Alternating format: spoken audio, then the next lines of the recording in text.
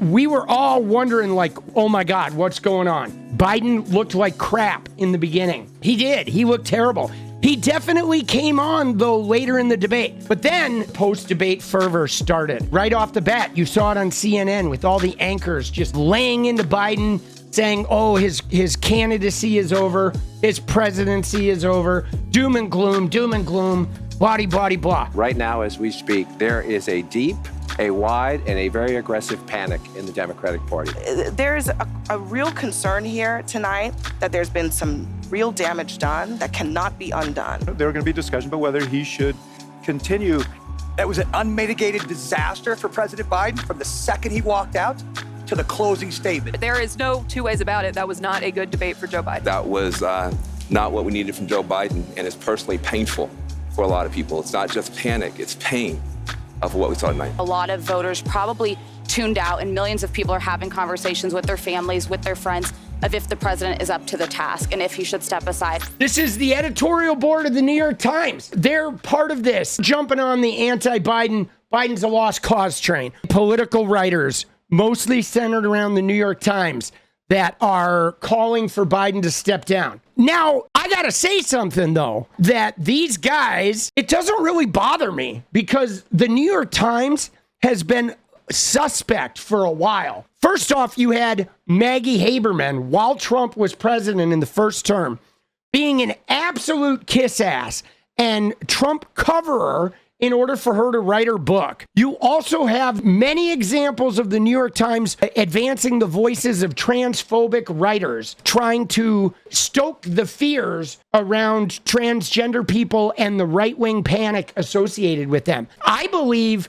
the New York Times actually would love another Trump term. I think it's good money for them. I think they love stirring this controversy, and they would love trying to even sink Biden so they could monetize that Trump chaos. And to the New York Times editorial board, I say, you guys. I think the most punk rock thing we can do to those MFers is to vote the guy in that they hate, baby. Let's go! Let's get it! Those guys! They're so annoying. At this point, I almost think whoever these guys like, we should do the opposite. I actually like this cover. You know why? I don't believe that Democrats are really panicking. I don't necessarily believe that. There might be some who are, but they already, I'm sure, had those worries. But you know what I like about this cover? And we're going to look at some clips that I think back this up.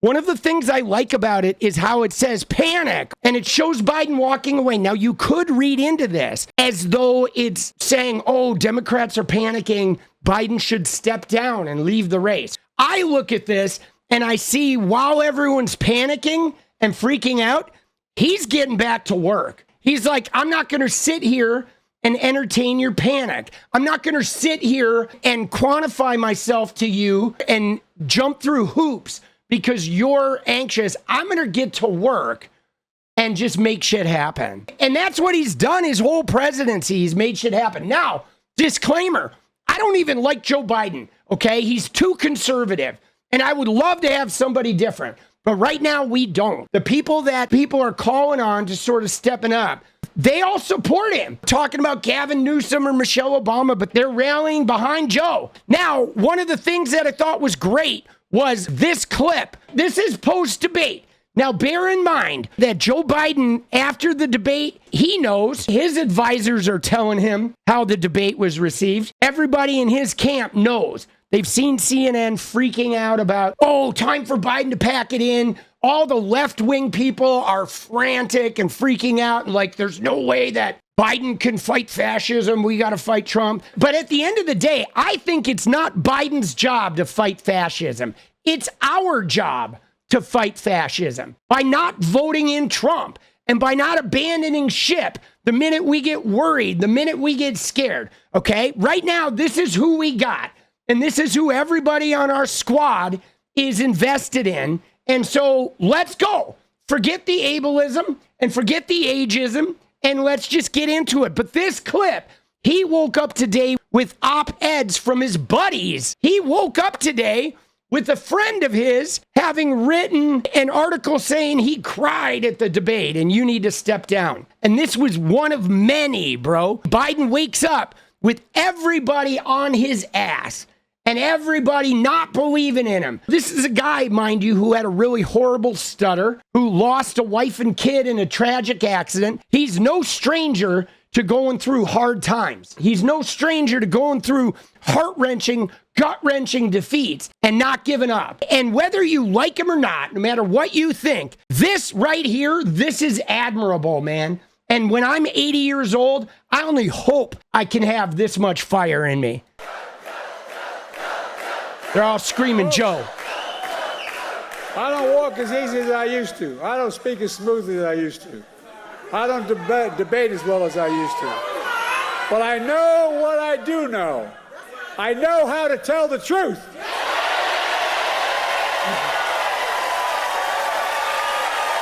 I know right from wrong. Here it comes. And I know how to do this job. I know how to get things done. And I know, like millions of Americans know, when you get knocked down, you get back up. Let's go, baby! I love Biden stepping up afterwards. You know what I'm saying? He's not going down, man. This clip is amazing. It's just a great message. It's a great message, bro. This message, the way he tied that in, man. And I know how to do this job. I know how to get things done. And I know, like millions of Americans know, when you get knocked down, you get back up. Dude, that's so inspiring right there. Now, love him or hate him, that's inspiring, okay? The guy does a face plant, doesn't have the greatest day on the debate stage. He wakes up today and he just gets back on the, pounding the pavement and out there spreading a message of continuing to fight. Because all these people that are crying about he needs to leave the race, he doesn't have to go out there and be perfect. He just has to show up and keep fighting. That's what the message is. America's worth fighting for. That we're all in this together.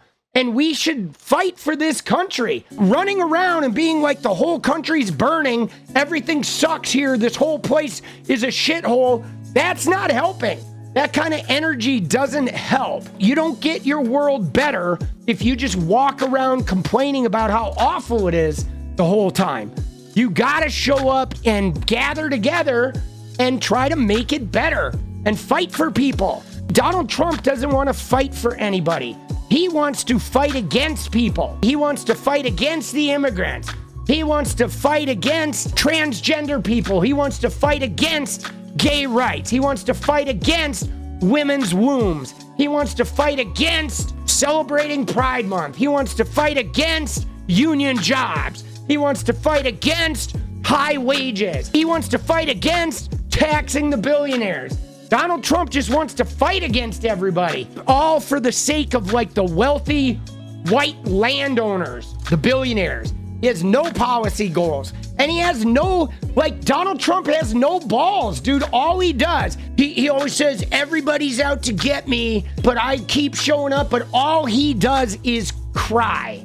That's all he does is complain. He is like, Donald Trump is a crybaby who's like, they weren't fair to me. It was rigged. They didn't treat me right. I actually won and they're lying to me. You know what I'm saying? They don't believe my lies are true and blah-de-blah and everything sucks unless I have all the power and yeah.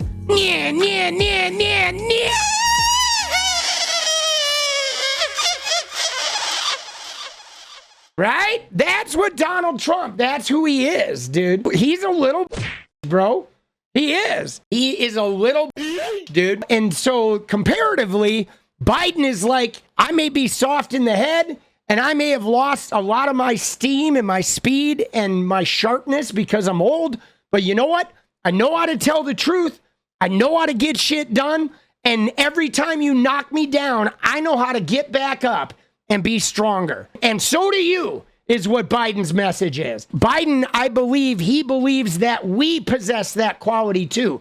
Whereas Donald Trump doesn't believe anybody else possesses any good qualities.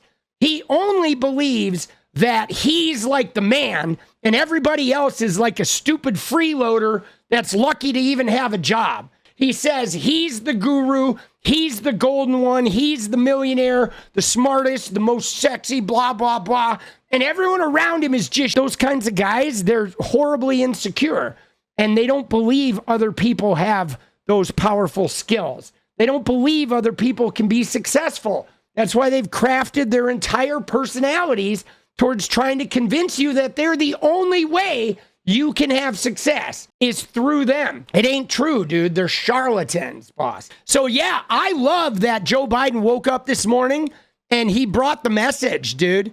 He brought the right message. I don't think a lot of people, a lot of like middle American people are too worried about Joe Biden not being able to run the country. And so I don't think they're as panicked as like some of these supposed Dem strategists. Care about where our country is going to be rather than who delivered the most stellar debate on stage. And I care about who tells the truth, who's going to keep me safe, who's actually going to do things for the country. I don't feel like that's Trump. Last night wasn't a deal breaker? Nah. I honestly think there's going to be a segment of the population that's rooting for Joe Biden after last night. There's a lot of middle Americans who are going to be rooting for Joe last night because there he was like struggling and stuttering and he was absolutely fighting. He never gave up and he got better as the night went on. Dude, no, the Democrats don't want to replace him. Bad debate nights happen. Trust me, I know. But this election is still a choice between somebody who has fought for ordinary folks his entire life, somebody who only cares about himself, between somebody who tells the truth, who knows right from wrong and will give it to the American people straight, and somebody who lies through his teeth for his own benefit. Last night didn't change that, and it's why so much is at stake in November. Yeah, Democrats don't want to replace him. I believe right-wingers are creating a narrative that Democrats want to replace him. Would I not want somebody else? Not this close to the election. No. I think right now, replacing him right now would make the Democratic Party look weak and ineffectual. And it would make them look like they're scrambling and they don't know what they're doing and they're desperate, that they don't believe that they actually have the power they have. I think it would look horrible. And I think it would get exploited by right-wing media. Right-wing media would love that because they'd be able to exploit it. And you don't switch your nominee 5 months before the election. That, bro. You don't do that shit. You go all in, all hands on deck. And so Democrats, I don't think it would be easy, if you just swap out somebody who hasn't been campaigning, doesn't have a prepared platform. And I think that kind of weakness, that kind of scrambling would cause more harm than good. If we had done it 2 years ago, maybe, but you're not going to do it right now.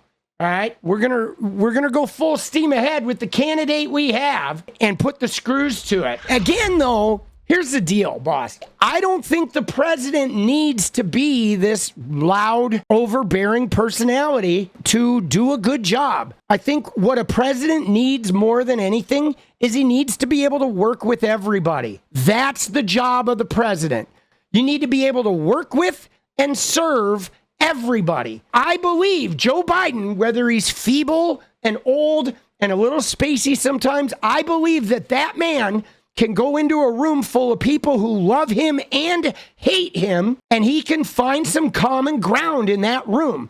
And he can get the people in that room to come together in order to get some shit done. He won't go in there and just alienate everybody and be like, it's my way or the highway. You guys, I'm going to get retribution on you because you're not doing what I want. And I think that's a really important job for a president. And Donald Trump cannot do that. He does not possess that skill.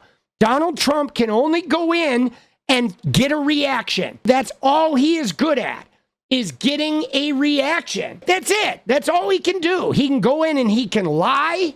He can ramble endlessly without ever answering a question, and he can get a reaction.